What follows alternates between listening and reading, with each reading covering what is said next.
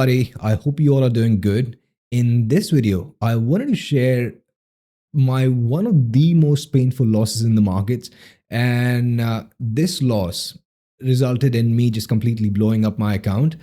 And that's not a big deal because I think every trader has gone through that account blow up stories, and they all have a lot of them. I have a lot of them, but I wanted to share this one in particular because this was by far the most painful blow up that I've ever had in the markets.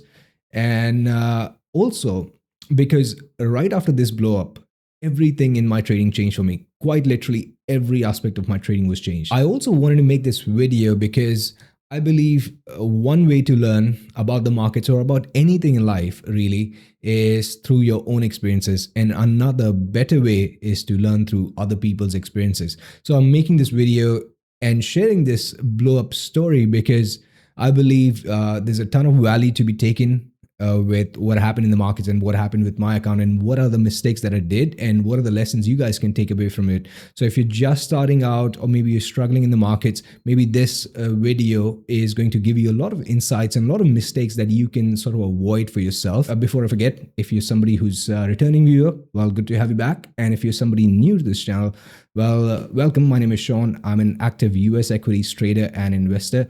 And on this channel, we talk all about investing and trading the right way. So if you're interested, consider subscribing. And without further ado, let's get to the screens and talk about it. Before I get started, I wanted to give you guys a little bit of context. So when this happened, it's about 2018. And around then, I was still trading Forex. And if you're wondering, like, dude, I thought you trade stocks, or I wanted to know the lessons of trading the stock market. Don't worry, these mistakes are literally going to apply to every single trader. It doesn't matter what you trade, Forex, stocks, or crypto, or bonds, or whatever else, right? So all these mistakes are general trading mistakes that I've made. So it's going to apply to most of us. So moving on to the screen. So I found out about trading in 2015, and right about 2017, I didn't really pay attention to it. But 2017 is where I really took it seriously and got started. And I did a lot of research studies. I was trading Forex discretionary, right? So, but right around then, after a while, I stumbled upon edge called harmonic patterns. Now, looking back at what I know now, it wasn't much of an edge. It was a very small edge, but it was still an edge nonetheless. So these harmonic patterns look something like this. They're very heavily Fibonacci based patterns, and Fibonacci's look something like this. And your harmonic patterns would be looking something like this. So A leg, A to B leg, C, D, and different patterns, different sort of combination of Fibonacci based retracements and things like that. And out of these patterns, one of my favorite patterns was a pattern called the Gartley pattern. And this was a free edge that I actually picked up from a lot of people on YouTube at that time. And here's the problem, right? When you learn a strategy or learn something about trading as complex as trading, and doesn't even have to be just trading, but anything complex that we kind of do and learn on the internet, sometimes the problem is we sort of learn it, but we don't fully understand it. And that's exactly what happened. From mid 2018 to about 2-3 months after that, I experienced a bit more consistency. And at that time, I was trading about a $5,000 account. It was a very small account, really nothing substantial. And I was still like just getting out of university and college. And at that time, really, my money wasn't like something I had a lot, right? But for this time, I took that $5,000 account and grew it up to $7,500, $8,000. And it was very consistent. And that's the big point. It's not the amount, it's the whatever money I had, but I also was able to grow that money consistently with the losses and wins and everything combined. My account was consistently still growing. And right around maybe a little bit later in the year, so that's where I couldn't find any patterns for some reason. This was 1 week goes by, I don't find any patterns. Second week goes by, I don't really find any patterns. And additionally, I want to mention that when I was trading this pattern, I found that 1 hour time frame on the Forex market was just too small of a time frame. and combining that with spreads, it just wasn't going to be profitable. And then one day, or basically the daily time frame, was just too long of a time frame, and you need a lot more patience. So I wasn't really bothered to trading that, because at that time I hadn't developed the patience ability, the skill to be patient. And I really want you to think about it, listen to it very carefully, because this is not something that traders even talk about or think about.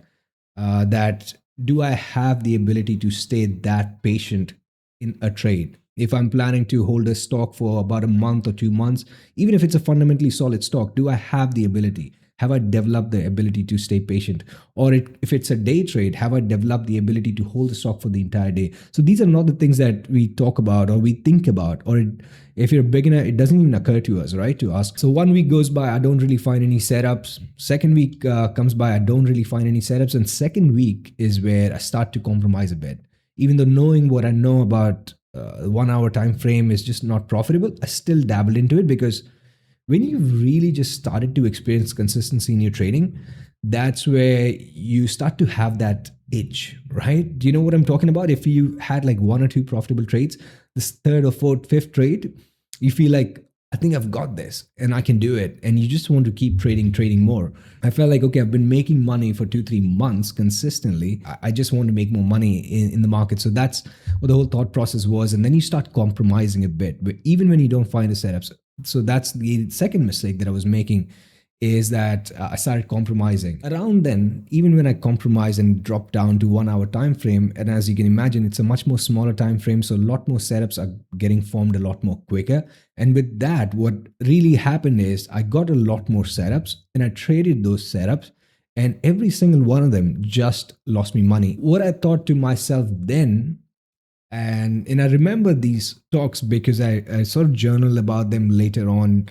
And after blowing up this account, I also got a lot of months to just ponder onto this loss. And that's also another reason that this loss and this blow up really just stuck with me. Consistently kept on losing on daily 1 hour time frame, and then I was like, okay, maybe my patterns just work really well on the bigger time frame. So I shifted to daily, and this is the pattern that was being formed again, just because I was being so greedy, and I was just trying to trade basically my desires and goals of making more money in the market. Again, another compromise I made was, so I measured this way. So first leg A and the second B leg needs to be at least 618. So right now, as you can see, it barely touches the 618, so it invalidates the pattern according to the pattern's rules. And I think this one, from this leg to this leg, 618 is met. And another one, basically, if this leg was valid, I would have had an entry at 786. So basically, this would have been my entry. But because, see, I was still, not waiting for the quality setup, and I still entered. And another thing, what I didn't know back then was every single trade that I took on the 1 hour time frame kept losing me money, and the markets kept trending. And the reason for that, which I didn't know at that time, because of fundamentals. At that time, there was something happening with the US government. They were just cutting rates for some reason, and raising interest rates. And the dollar just kept on gaining value and kept on getting expensive. And every other every other currency against the US dollar was depreciating. And that's another one of those things that I did not understand the fundamentals at that time. Right. I mean, I'm usually a very big proponent of learning and understanding the fundamentals. And that's probably because of what happened with this trade to me. And after this trade, I now keep fundamentals at the very first sort of thing, understanding the major market conditions and fundamentals. So what happened is, if I just draw the pattern real quick, so obviously now we know that it's an invalid Gartley pattern, but this was something that I drew. So 786. So this is where the pattern would sort of start. And what I did is I just placed a limit order right around here, and maybe I just got filled somewhere around here, somewhere. I don't really know the exact price I got filled. And that's also not very important anyways. So I get filled somewhere around here. And right around then, I also learned a new cool trick in the market, which is hedging. So in forex markets, what you can do is you can buy a position. Let's say you buy at this particular price, and also you can, let's say the price just goes against you, maybe like it comes down or something, and then you can place another opposite order, right, as a short. So even if there is a difference between the floating PNL as a negative PNL, that PNL is just going to get locked, because if the market keeps dropping further lower, your short position is going to be profitable, right? Hopefully you get the idea.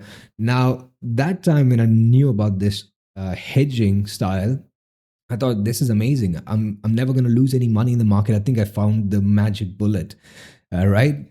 And now knowing this is not hedging, first of all, this is, yeah, I mean, I don't know what else to say. This is just definitely not hedging. Hedging is done a lot more properly, buying tech stocks against another sort of conservative sectors, and that's the real way to hedge the markets. And or maybe just options. You can do a lot of things with options to hedge the market, but this certainly is not hedging. But I thought at that time, with my limited knowledge, and so what ended up happening is my first order, when it gets filled. Now, because also I'm trading the daily chart. Now just pay attention, because I'm mentioning so many rules that I'm breaking. And in that moment, all it felt to me was that I'm consistently profitable trader. I've made money for about 2 or 3 months at that time, and I'm feeling euphoric. I'm feeling confident, and I'm also feeling that itch to make money in the markets. And I'm also feeling a little bit greedy to make money in the markets. So these are all the thoughts that go into my mind, or go into our mind as traders. If you're particularly a beginner trader, or if you're just somebody who's new to the markets for investing or for trading, regardless of what you want to do, uh, these are not something that you might be familiar with, but this video is still going to serve you as a lesson that these are the mistakes that really cost traders and investors big money. And these are the expensive mistakes, basically. I get filled over here. And because it was daily chart, my stops are a lot more wider as well. And because I was always trading 4-hour chart, I thought I don't want to take a smaller position and calculate the position according to the size of the stops that I have to give. I'm going to trade the regular size that I usually take on a 4-hour chart. So that's what I did, because I was just, again, very confident and very greedy. And I got filled. It goes against me, and now the loss is looking too big, because let's be honest, I'm not used to that level of size yet, and market's going against me for so much, right? Because again, I'm being used to the 4-hour chart and that sort of size. But having found the new superpower of hedging, like I mentioned earlier, I hedge the position, and I'm like, okay, the moment the market turns, I'm going to add some more to my short position. And when it comes down, I'm going to cover the loss in between and all that stuff. So basically the math is going to add up, and I'm still going to make money. It comes down a little bit, and then I'm like, what do I do with this? Right? I mean, I have one position which is short, one position which is long, and I'm not making any money. I'm not losing any money. And I didn't know how to properly exit that hedge position. So I add some more to my shorts. And then what happens is it keeps going against me again. And then I kept on doing hedging, shorting, hedging, shorting, hedging, shorting. And I think it was right around here somewhere where I was like, my floating PNL is just so damn big that if I were to close all my positions, and around the same time, I didn't know how to properly exit my hedges and really just come out at break even or at profits, right? Basically, be profitable in the trade. I didn't know how to do any of those. And around here, I mean, I've been holding this position for multiple days at this point, probably about week and a half, or whatever, how many candles these are, like 5, 7. At this point, I was like just fed up. And I think after a lot of thinking and not being able to sleep properly and really just being worried and stressed, I eventually closed my position. And right now, what you can see is it just completely dropped. And I remember this because even though I remember like the pattern not being very perfect, but I also saw this channel confluencing with it. And I just justified it to myself. And I basically just closed my shot somewhere around here. And that same day, the day I closed my position, was the absolute top. I closed the position in the European session.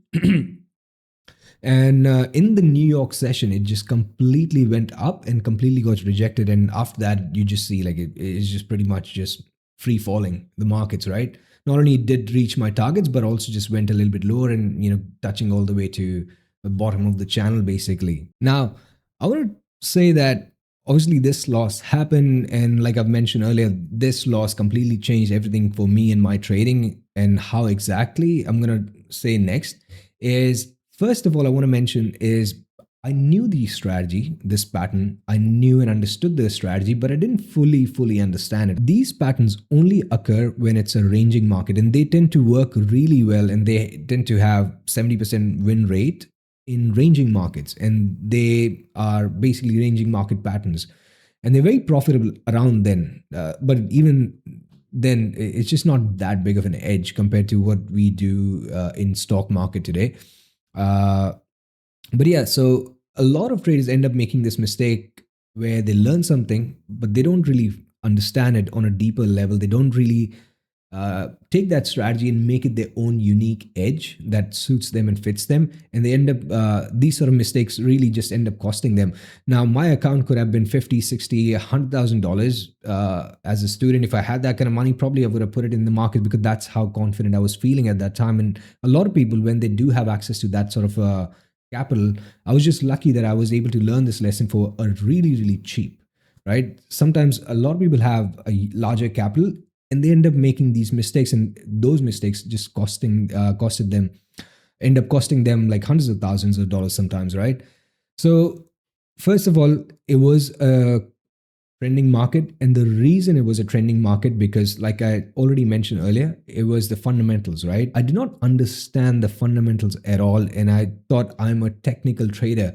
And at this point, I've also heard like hundreds and hundreds of podcasts and watched so many different YouTube traders and gurus give their interviews and talk about, I'm just purely a fundamental trader, I'm just purely a technical trader, this is all what I do. I don't really care. And what's other is happening in the market, I don't even look at what else is happening in the market.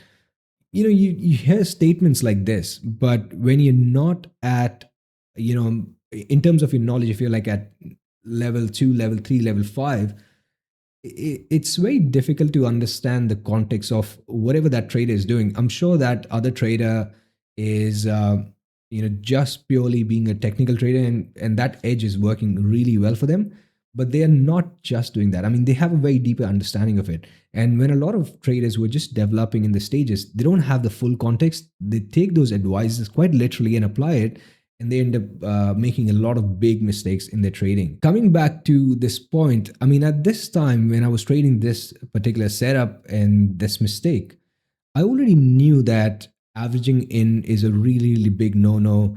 Never trade much bigger than your risk parameters suggest. You don't force trades. Don't take setups that are just not meeting all the criteria for you, or that are just not good quality enough. Don't take any of those trades. I already knew them. You see how psychology affects us when we are in that state of confidence or greed or euphoria. And I want to re-emphasize the importance of just never ever compromising on the A plus plus plus quality setups, right? It doesn't matter if you're trading Forex, crypto, stocks, or whatever. It really doesn't matter. We can never compromise. Instead of thinking like, am I going to make money today or not make money today? The whole mindset should shift. And I like to use this paradigm for myself, and I'm going to share this with you. And I look at every single stock that I'm about to trade or I'm about to hold position for that multiple weeks to multiple months as an investment, and I really look at it from a lens of, does this trade, does this stock really deserve my capital? And that's a very different place to be looking at it. You end up detaching yourself from the opportunity or losing money or making money. You end up thinking about it from a place of, does this deserve my capital? And you by default end up looking at the qualitative aspect. So yeah, this was probably one of the most painful losses for me in my trading career, trading journey. And it's not just about the amount, it's actually not at all about the amount now, especially. And it was still so painful at that time, and probably really stuck with me. The lessons from this loss is because of I learned something and I actually make it made it work for a little bit. I got that lucky aspect of trading, and a lot of traders actually go through this, that they feel like they know something, and they feel that they have found that magic formula, and they feel that they're going to make a lot of money.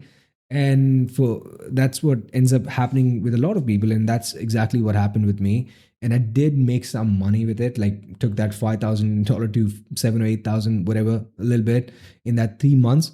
So that 3 months that it costed me is was really big, and the pain I incurred throughout this trade for about a week and a half, that was really massive. And all things combined, this trade was something that really just stuck with me. So just to sum it up, all the lessons that I hope for you to take away and hopefully avoid these sort of mistakes is: first is fundamentals are always going to be the primary driver. In this case, I completely had no regard or didn't even understand the fundamentals, and it really just costed me. And no matter what market it is, fundamentals are always going to be the primary driver, because fundamentals are the ones that drive the maximum demand or supply for any asset. Doesn't matter, crypto, forex, or stocks, fundamentals are always going to be on top. Second is never average in, never take too big of a size, never let a stock or any asset go way too past your stop loss orders. And again, I want to put these 2 3 lessons that I just mentioned separately, because these lessons are very commonly heard from a lot of YouTubers, from every single book, and at that time I certainly knew them. But even then, I still made the mistakes, right? Because our emotions as traders or investors just take over. We get into that euphoric state. If you've made 2 3 wins in a row, we get into that euphoria, overconfidence, and greed, right? And then we completely throw the rules or our disciplines out of the window, and we start making these mistakes. So, and those mistakes can really end up costing us. So, and no trade is worth make breaking your rules for. And basically just don't make those mistakes is what I would want to say. And also on the other side, when people have these 2 or 3 losses, the confidence completely gets shot, and now all of a sudden they're not trading at all, or they're trading extremely small. So even when they find an absolutely best setup, end up not making the best out of it. And all our job as traders at the end of the day is really just to run the math and execute the math, right? I mean, whatever strategy we trade, it's going to have a certain win rate, certain risk to reward ratio. And all we have to do is go out there, execute, and let the math and let the law of averages sort of work out in our favor. And if our strategy has an edge, your account is just going to speak for itself, right? And another thing is really just be careful. Not sometimes knowing is just not enough, right? Like in my case, I already knew these were mistakes, but I still did them because of my emotions. And that's also should serve as an example that we the market is just not the enemy. At the end of the day, it's you against you and us against us, every single one of us. And the biggest enemy is really just not being able to stay disciplined and not breaking the rules and not compromising on our setups or anything, any other rules or disciplines that we have really just set up for ourselves. The biggest enemy in the market is just we ourselves. It's just not the market. It's just us are against us, and we are basically the biggest enemies, right? And a lot of people tend to be so scared about the market, thinking that it's gambling, it's this, it's that. The market didn't do anything, to you or against you. It was our own actions that costed us or that made us money. But additionally, I also don't want to sound that we as traders or investors have to be so disciplined that we end up being a monk or something at all, right? Sometimes being so disciplined or super disciplined is really not required. I mean, I'll give you a nice example of this, something that I implement pretty much regularly, and I even apply it to this day fairly regularly. And we don't always need to be disciplined. Sometimes we just don't need to fight. Instead of trying to pick and win every single fight, we don't really have to fight at all, right? And one example would be if the day is just not going in your favor, there's no point in trying to be super disciplined and trying to follow your rules or something. walking away is probably the better option. I mean, and this is something I completely do all the time nowadays. The moment I find myself being on tilt, I don't try to fight that urge. I don't try to bring my A game, or I don't try to be super disciplined or try to force and enforce discipline on myself. I just don't trade because it's just better to not fight at all, not go to the battleground at all, than to try and go to the battleground when you're not at your peak state, right? If that makes any sense. So sometimes you just got to know when to walk away, and other times there are, you gotta figure out, like, is this worth pushing through because you're at that state. So it's a little bit of understanding yourself as well. At the end of the day, those were some of the most painful lessons, and I hope that me sharing this with you sort of reinforces them, or at least introduces you to these lessons if you are somebody who's making these mistakes. But as for me and my trading right after this trade, just because of the fundamental aspect and how dirty the fundamentals did to me in this particular trade, I completely shifted to stocks because this whole move for me in that forex market was just a primarily fundamental driven move, and it's a lot more difficult to analyze the fundamentals of two macroeconomic or two different countries and macroeconomics of two different countries, and then trade the currencies unless you're trading very smaller time frame. Yeah, so I mean, it didn't really make sense for me if there were no fundamentals involved. If I did not understand the fundamentals, I was just basically not able to trade it. I just wouldn't have the confidence after this for a really long time. That's what happened.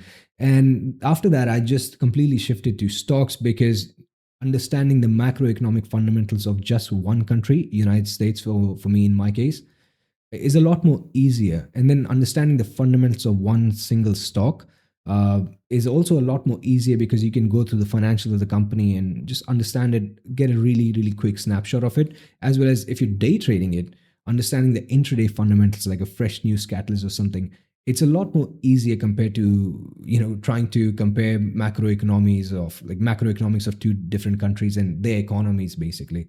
So yeah, right after that, I shifted to stocks. I learned a lot about stock market, and I found stocks to be a lot more easier and simpler to be trading. But yeah, the barrier to entry compared to forex is a lot more higher. You kind of need $25,000 or above.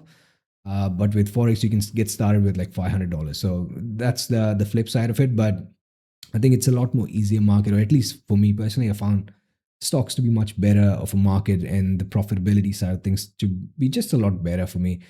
But yeah, that's what was something I wanted to share. I was actually really uncomfortable throughout talking to the camera, throughout recording this video, because it was just like, how do I even say that, speak about this loss? But I thought it was an important video for me to just put out there because the lessons, the sort of lessons I gained from it, that's the most valuable thing I expect you to get out of this. But yeah, I hope you guys found it valuable, or if not valuable, at least entertaining. But yeah, that's about it for this video. I, like, subscribe, and I look forward to seeing you in the next one, guys. Take it easy. Cheers.